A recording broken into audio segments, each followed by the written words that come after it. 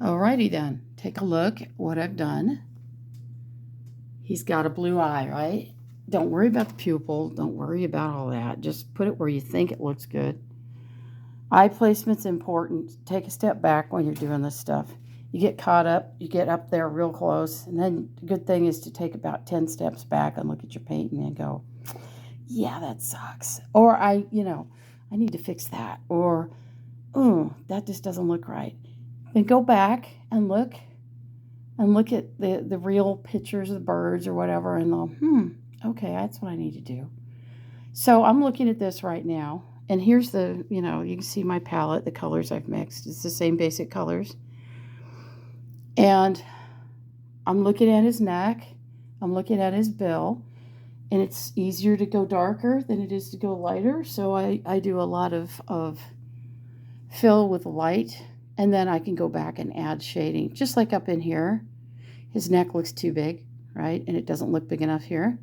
No big whoop. All you got to do is I kind of did a little outlining of his little whoop-de-doo on his head, and you can go back and add more white and layer it, make it thicker. But basically you're looking at it, and I'm looking at a couple of different angles on this bird.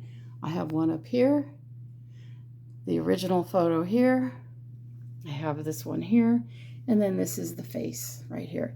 So by looking at all these different references, I can kind of go, okay, from this angle, he should look like this.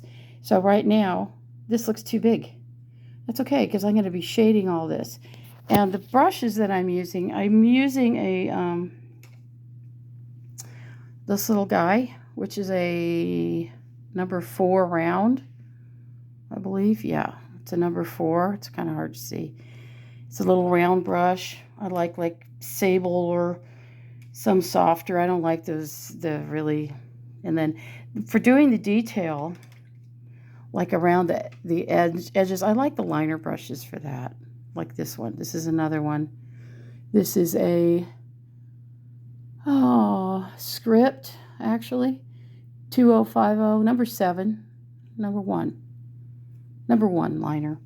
There's also another little liner brush I like to use a lot.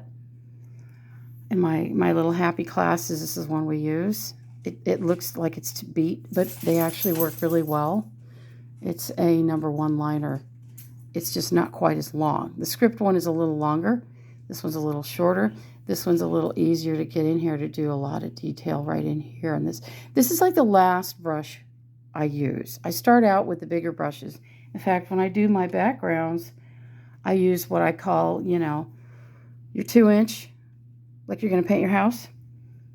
And, we'll use the sponge, like this natural sponge. I like them the best to get that, right?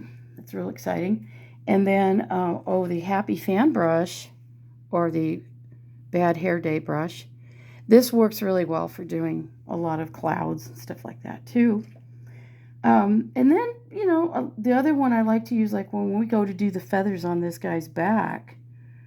Of course, I can't find it right now, but you're going to use a round brush, something. You can use a flats, but you can also use something like this, but with a tapered or rounded edge, which works a lot better for feathers. I'll have to find one. Anyway, I will, don't worry. But that kind of gives you an idea. So don't get caught up on too much detail yet. You're just kind of filling. So, just don't even worry about the eye or anything. You just got the place where the eye is going to go. And we're going to add lighter to it. And believe me, it's not that big of a deal. Don't get freaked out, okay? Rule number 1, don't get freaked out, okay? Nobody's going to fire you if you don't do this painting exactly the same.